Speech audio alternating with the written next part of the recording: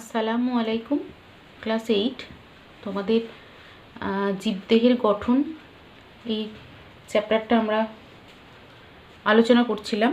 তো আজকে আমরা প্রাণীদেহে যে সমস্ত গঠন দেখা যায় প্রাণী কোষের ভেতরে, সেই কোষগুলোর বিভিন্ন গঠন নিয়ে একটু আলোচনা করব। তো প্রাণী কোষের ভিতরে যে সমস্ত জিনিসগুলো দেখা যায় সেগুলো হচ্ছে, প্রথম সেটা হচ্ছে কোষ পর্দা। তো দেখো, প্রাণী কোষ, ধরো এটা একটা প্রাণী কোষ, কোষের বাইরের দিকের যে পর্দা সেটাই হচ্ছে কোষ পর্দা। এটা যদি আমরা বলি কোষ পর্দা, তাই না? মানে কোষের বাইরের দিকের যে আবরণ থাকে তাকেই কোষ পর্দা বলা হয়। তো উদ্ভিদের ক্ষেত্রে কি হয়, কোষ পর্দার বাইরে আরও একটি পর্দা থাকে যেটাকে বলা হয় কোষ প্রাচীর। কিন্তু প্রাণী কোষের ক্ষেত্রে এরকম কোনো প্রাচীর থাকে না, একটাই পর্দা থাকে, সেটাকে বলা হচ্ছে কোষ পর্দা বা সেল মেমব্রেন। ঠিক আছে, তোমরা কিন্তু ইংরেজি টার্মগুলো জেনে রাখবে। তো তোমাদের সিলেবাসে কোষ পর্দা সম্পর্কে ইন ডিটেলস সেরকম কিছু নেই, তো আমি একটু বলে দিচ্ছি। তোমরা যখন ক্লাস 9-এ পড়বে তখন এর ইন ডিটেলস স্ট্রাকচার পড়বে। তো এই কোষ পর্দার আরও একটি নাম আছে, সেটা হচ্ছে প্লাজমা পর্দাও বলা হয়। প্লাজমা পর্দা, সেল মেমব্রেন বা প্লাজমা মেমব্রেনও বলা হয়।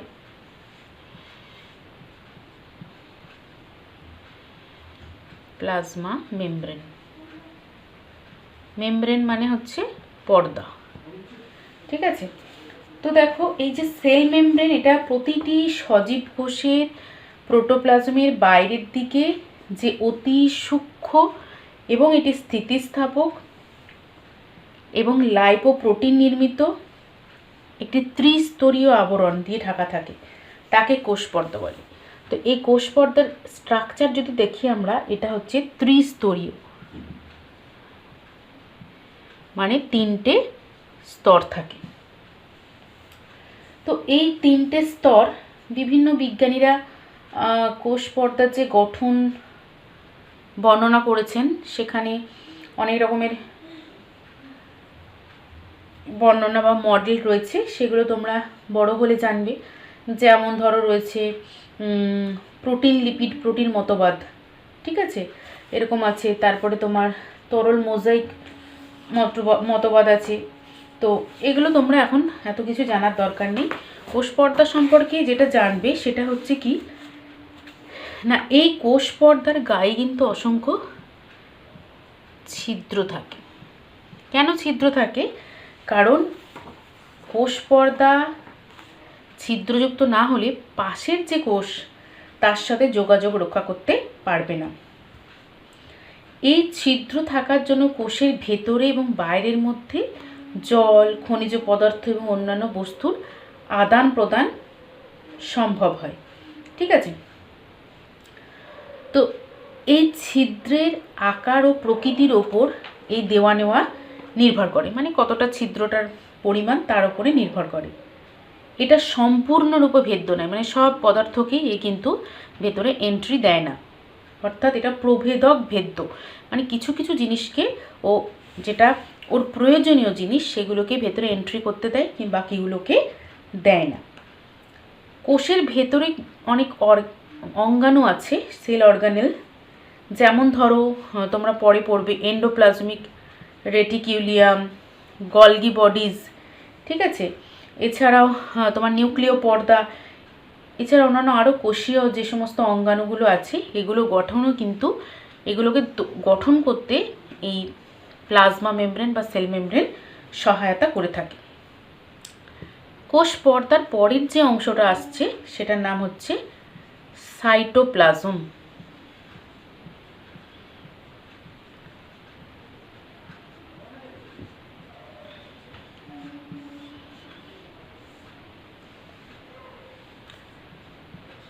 সাইটোপ্লাজম। দেখো সাইটোপ্লাজম কাকে বলবো না, কোষের ভেতরে, এটা তো কোষ পর্দা হলো, তো কোষ পর্দার ভেতরে যে অর্ধতরল স্বচ্ছ দানাদার পদার্থ নিউক্লিয় পর্দা এবং কোষ পর্দার মাঝখানে অবস্থান করে তাকে বলা হচ্ছে সাইটোপ্লাজম। অর্থাৎ এই যে এর ভেতরে কি থাকবে, একটা নিউক্লিয়াস থাকবে কোষের ভেতরে, সজীব কোষের ভেতরে নিউক্লিয়াস থাকবে। তো এই নিউক্লিয় পর্দা আর এই কোষ পর্দার মধ্যেখানের যে অংশটা অর্ধতরল স্বচ্ছ জেলির ন্যায় পদার্থ দ্বারা গঠিত হয়, এটার নাম হচ্ছে কি সাইটোপ্লাজম। এই সাইটোপ্লাজমে কি থাকে না, দেখো সমস্ত কোষীয় অঙ্গাণুগুলো এই সাইটোপ্লাজমের মধ্যে অবস্থান করে, তাই না? কারণ সাইটোপ্লাজম কোষ অঙ্গাণুগুলির ধাত্র হিসেবে কাজ করে এবং এখানে বিভিন্ন জৈবিক ক্রিয়াকলাপও ঘটে থাকে। তো তার মানে সাইটোপ্লাজম হচ্ছে নিউক্লিয় পর্দা এবং কোষ পর্দার মধ্যেখানে যে অর্ধতরল স্বচ্ছ জেলির ন্যায় অংশটি রয়েছে, যার মধ্যে বিভিন্ন কোষীয় অঙ্গাণুগুলো অবস্থান করে এবং কি হয় না এখানে বিভিন্ন জৈবিক ক্রিয়াকর্ম হয়ে থাকে, তাকে সাইটোপ্লাজম বলে। আমাদের আর সাইটোপ্লাজম সম্পর্কে ইন ডিটেলস কিছু জানার দরকার নেই। এরপরে আমরা যে সমস্ত কোষীয় অঙ্গাণু নিয়ে জানব তার মধ্যে প্রথম এবং প্রধান বলতে পারো সেটা হচ্ছে নিউক্লিয়াস। নিউক্লিয়াস সম্পর্কে আমরা ইন ডিটেলস জানব।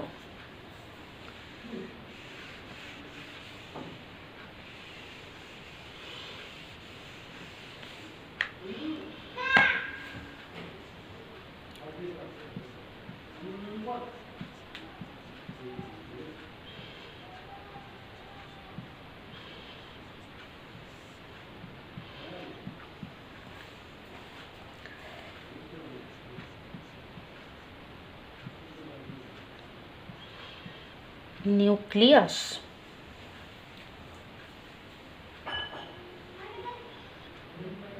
দেখো একটা আদর্শ কোষ, যে কোনো কোষ, উদ্ভিদ কোষ হতে পারে, প্রাণী কোষ, আমরা যেহেতু প্রাণী কোষ নিয়ে আলোচনা করছি, তো কোষের ভেতরে সবচেয়ে বড় যে কোষীয় অঙ্গাণুটি থাকে সেটাই হচ্ছে নিউক্লিয়াস। এটি কোষের মস্তিষ্ক বলা হয়। এটা একটা সেলের মধ্যে রয়েছে সবথেকে বড় কোষীয় অঙ্গাণু, যেটাকে বলা হচ্ছে কি নিউক্লিয়াস, যেটাকে কোষের মস্তিষ্ক বলা হয়। কি বলা হয় কথাটা মনে রাখতে হবে, কোষের মস্তিষ্ক। দেখো তোমার শরীরে ব্রেন বা মাথা বা মস্তিষ্ক যদি না থাকে তাহলে তুমি কিন্তু কোনো কাজই করতে পারবে না, কারণ আমাদের শরীরের সমস্ত কিছু পরিচালনা করে কে, মস্তিষ্ক। তো সেরকম একটা কোষের মধ্যে যা কিছু বিপাকীয় কার্যকলাপ বা জৈবিক ক্রিয়াকলাপ হয় সেগুলো সব নিয়ন্ত্রণ করে কে, নিউক্লিয়াস। এই কারণেই নিউক্লিয়াসকে কোষের মস্তিষ্ক বলা হয়ে থাকে। তো এই নিউক্লিয়াসের আবিষ্কর্তাকে না বিজ্ঞানী রবার্ট ব্রাউন 1831 সালে প্রথম নিউক্লিয়াস আবিষ্কার করেছিলেন। তাহলে বিজ্ঞানীর নাম কি, রবার্ট ব্রাউন। কত সালে, 1831 সালে প্রথম নিউক্লিয়াস আবিষ্কার করেছিলেন। এবার আমরা নিউক্লিয়াসের গঠন বা স্ট্রাকচার সম্পর্কে জানব। তার আগে আমাকে নিউক্লিয়াসের ছবি আঁকতে হবে। তাহলে দেখো একটা নিউক্লিয়াস আঁকছি, মানে এই অংশটা বড় করে এখানে আঁকা হচ্ছে।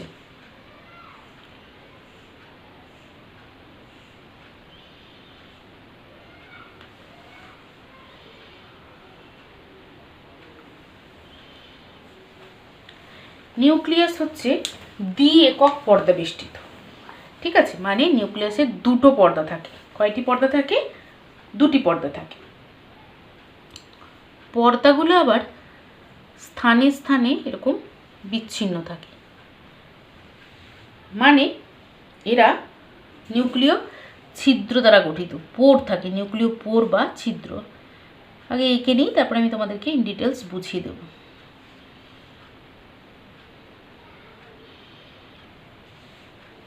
ঠিক আছে, এর মধ্যে আরেকটি অংশ থাকছে গোলাকার, ঠিক নিউক্লিয়াসের মতো ঘন স্বচ্ছ একটা অংশ থাকছে।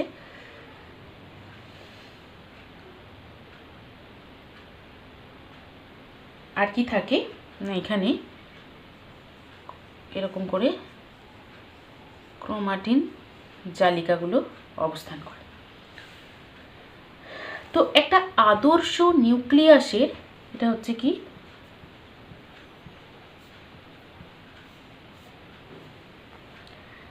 চারটি অংশ থাকে। আদর্শ নিউক্লিয়াসের কয়টি অংশ থাকে? চারটি অংশ থাকে। তো এক একটা অংশ নিয়ে আমরা আলোচনা করব। প্রথম যে অংশটা সেটার নাম হচ্ছে কি নিউক্লিয় পর্দা বা নিউক্লিয়ার মেমব্রেন।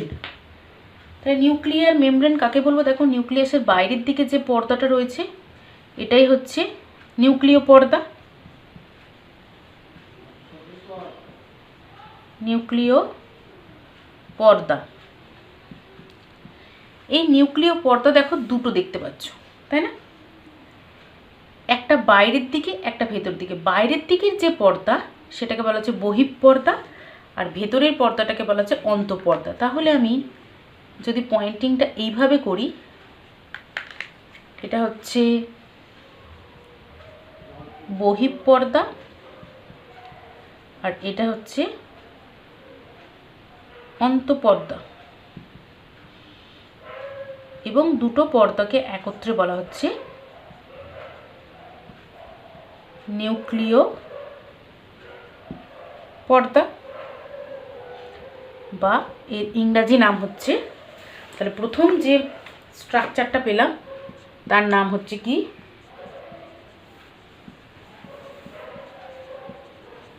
নিউক্লিয় পর্দা বা নিউক্লিয়ার মেমব্রেন। ঠিক আছে, তো তাহলে নিউক্লিয় মেমব্রেন বা নিউক্লিয় পর্দা কাকে বলবো না, নিউক্লিয়াসকে বেষ্টন করে থাকা দুটি একক পর্দা দিয়ে গঠিত যে অংশ তাকে বলা হচ্ছে নিউক্লিয় পর্দা, এবং উভয় পর্দার মাঝখানের যে স্থান, এই যে ফাঁকা স্থানটা, এটাকে বলা হচ্ছে কি না পেরি নিউক্লিয়ার সিস্টার্নি বলা হয়। এই ফাঁকা অংশটাকে বলা হয় perinuclear cisternae. Perinuclear cisternae, perinuclear. তাহলে নিউক্লিয়াসের দুটি পর্দার মধ্যখানের যে স্থান সেটাকে বলা হচ্ছে পেরি নিউক্লিয়ার সিস্টার্নি। নিউক্লিয় পর্দায় দেখো অসংখ্য ছিদ্র দেখা যাচ্ছে, এই একটা, এই একটা, এই একটা, এই একটা, এই একটা। তো এই ছিদ্রকে বলা হচ্ছে নিউক্লিয় ছিদ্র। তাহলে এই ছিদ্রটাকে কি বলছি? নিউক্লিয় ছিদ্র। এবার নিউক্লিয় পর্দার কাজ কি না, নিউক্লিয় পর্দা দেখো যে কোনো পর্দা একটা নির্দিষ্ট আকৃতি প্রদান করতে সাহায্য করে। এখানেও তাই নিউক্লিয় পর্দা নিউক্লিয়াসের নির্দিষ্ট আকৃতি প্রদান করে এবং নিউক্লিয়াস মধ্যস্থ যে ভেতরের অংশ সেটাকে রক্ষা করে। এটা হচ্ছে নিউক্লিয় পর্দার মেন কাজ। নেক্সট, নিউক্লিয়াসের যে অংশটা, চারটে অংশ বলেছি, সেটা হচ্ছে কি নিউক্লিওলাস। নিউক্লিওলাস এর ইংরাজি নামও নিউক্লিওলাস। নিউক্লিওলাস, ঠিক আছে। নিউক্লিওলাস কোন অংশটা আগে পয়েন্টিং করে দিই, এই অংশটাকে বলা হচ্ছে নিউক্লিওলাস।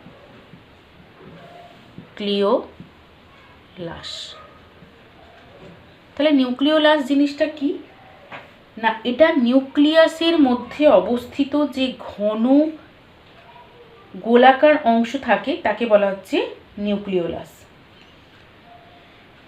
এই নিউক্লিওলাস কি কাজ করে? নিউক্লিওলাসের একটা গুরুত্বপূর্ণ কাজ রয়েছে। নিউক্লিওলাস রাইবোজোমাল আরএনএ এবং প্রোটিন সংশ্লেষের প্রধান স্থান হিসেবে কাজ করে।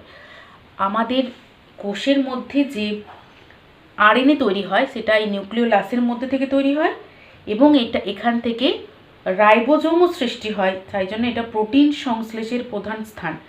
রাইবোজোমাল আরএনএ এবং প্রোটিন সংশ্লেষের প্রধান স্থান হিসেবে কাজ করে কি? নিউক্লিওলাস। তাহলে দুটো অংশ পেয়ে গেলাম, নিউক্লিয় পর্দা, তার কি বৃত্তান্ত এবং তার কি কাজ পেলাম, এবং নিউক্লিওলাসের কি গঠন এবং তার কি কাজ পেলাম। নেক্সট যে অংশটা সেটা হচ্ছে নিউক্লিওপ্লাজম।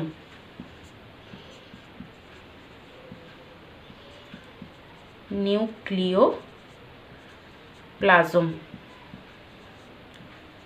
এরও ইংরাজি নাম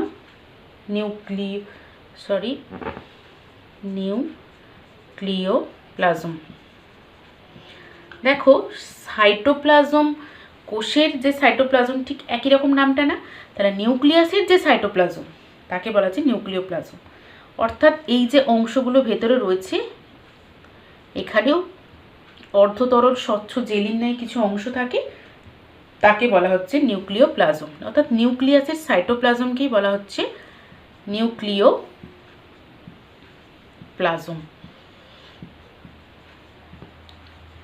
তাহলে নিউক্লিওপ্লাজম কাকে বলে যদি বলি, তাহলে কি বলবো? নিউক্লিয় পর্দা এবং নিউক্লিওলাসের অন্তর্বর্তী স্থানে যে স্বচ্ছ অর্ধতরল জেলির পদার্থ থাকে তাকে নিউক্লিওপ্লাজম, বা এর আরেকটি নাম আছে হচ্ছে ক্যারিওলিম্ফ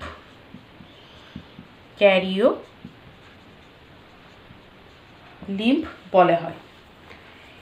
এই যে নিউক্লিয় রস বা নিউক্লিওপ্লাজম, এর মধ্যে কি থাকে? এর কাজ হচ্ছে কি না, নিউক্লিয় রসের মধ্যে যে জালিকাগুলো এঁকেছি এগুলোকে বলা হয় ক্রোমাটিন জালিকা। এই নিউক্লিয় জালিকা এবং নিউক্লিওলাস ভাসমান অবস্থায় থাকছে। এছাড়াও নিউক্লিওপ্লাজমের মধ্যে DNA, RNA, phospholipid, phosphoprotein, histone, নানা রকম উৎসেচক, বিভিন্ন খনিজ লবণ ইত্যাদি থাকে। তাহলে নিউক্লিওপ্লাজমের কাজ কি? নিউক্লিওপ্লাজমের মধ্যে নিউক্লিয় জালিকা এবং নিউক্লিওলাস ভাসমান অবস্থায় থাকে। এছাড়াও এর মধ্যে ডিএনএ, আরএনএ, বিভিন্ন ধরনের প্রোটিন, খনিজ লবণ ইত্যাদি নিউক্লিওপ্লাজম ধারণ করে থাকে। 4 নম্বর যে অংশটা তার নাম হচ্ছে নিউক্লিয় জালিকা বা ক্রোমাটিন ফাইবার বলা হয়, বা নিউক্লিয়ার রেটিকিউলিয়াম বলা হয়, অনেক রকম নাম আছে। ঠিক আছে, তাহলে আমরা একে কি বলবো? নিউক্লিয় জালিকা বলবো। নিউক্লিয়াসের মধ্যে যে সূত্রাকার অংশগুলো থাকছে তাকে বলা হচ্ছে ক্রোমাটিন ফাইবার।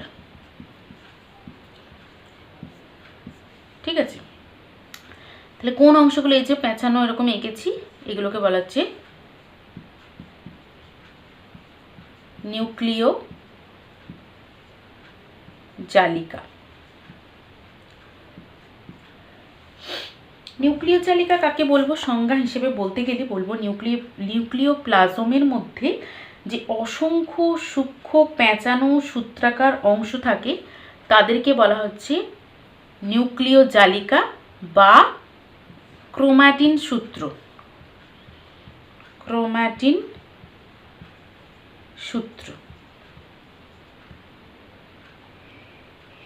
এই ক্রোমাটিন সূত্রগুলো কি দ্বারা গঠিত না? Nucleic acid. অর্থাৎ এই ক্রোমাটিন সূত্রগুলোতে ডিএনএ, আরএনএ এবং বিভিন্ন প্রোটিন দ্বারা গঠিত হয়। কোষ বিভাজনের সময় এই নিউক্লিয় জালিকাগুলো কি হয়? সূত্রগুলো পরস্পরের সঙ্গে যুক্ত হয়ে জালকের আকার ধারণ করে এবং সমস্ত নিউক্লিয়াসের মধ্যে ছড়িয়ে থাকে। এটা না, নিউক্লিয়াসের মধ্যে ছড়িয়ে থাকে, এটা কোষ বিভাজনের সময় না, নর্মাল অবস্থায়, যখন কোষ বিভাজন হয় না। কিন্তু যখন কোষ বিভাজন হয় তখন এগুলি কুণ্ডলীকৃত হয়ে সুস্পষ্ট ক্রোমোজোমের আকার ধারণ করে। তাহলে ক্রোমোজোম কোথা থেকে উৎপন্ন হয় না, নিউক্লিয় জালিকা।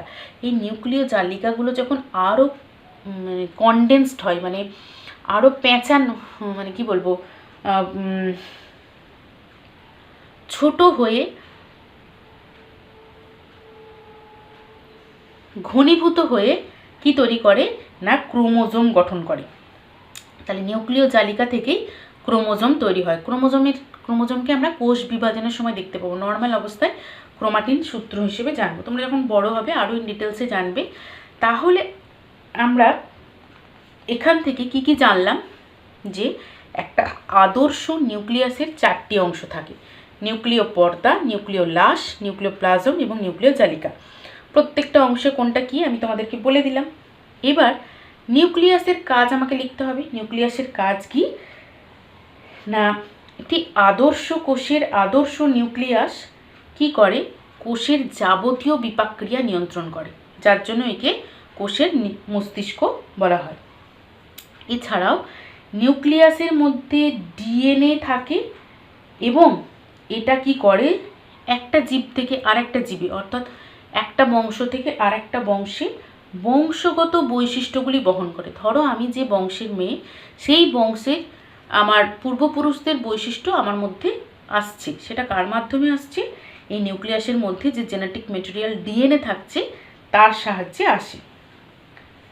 নিউক্লিয়াসের মধ্যে আরএনএ এবং প্রোটিন সংশ্লেষে বিশেষ ভূমিকা পালন করে থাকে, কারণ নিউক্লিয়াসের মধ্যে যে নিউক্লিয় লাশ থাকে, সেই নিউক্লিয় লাশ আরএনএ এবং প্রোটিন সংশ্লেষে ভূমিকা পালন করে। এছাড়াও নিউক্লিয়াসের মধ্যে যে ক্রোমাটিন জালিকা থাকে সেটা কি করে থাকে না, কোষ বিভাজনের সময় গুরুত্বপূর্ণ ভূমিকা পালন করে থাকে। তাহলে এই হচ্ছে নিউক্লিয়াসের কাজ। তাহলে তোমাদের পড়া থাকবে এখান থেকে, আমাকে যেটা লিখে পাঠাবে, কোষ পর্দার কাজ কি, কোষ পর্দার গঠন পড়ার দরকার নেই, এবং সাইটোপ্লাজমের কাজ কি এটা পড়বে। আর তার সাথে সাথে যেটা করতে হবে সেটা হচ্ছে একটি আদর্শ নিউক্লিয়াসের চিত্রসহ গঠন এবং কার্য বর্ণনা করো। এই অ্যান্সারটা সুন্দর করে খাতায় লিখবে, ছবি আঁকবে, পয়েন্টিং করবে এবং প্রত্যেকটা ভাগ এবং তাদের কি কাজ এবং লাস্টে নিউক্লিয়াসের জেনারেল যে কাজ সেটা লিখে আমাকে ইনবক্সে সেন্ড করবে।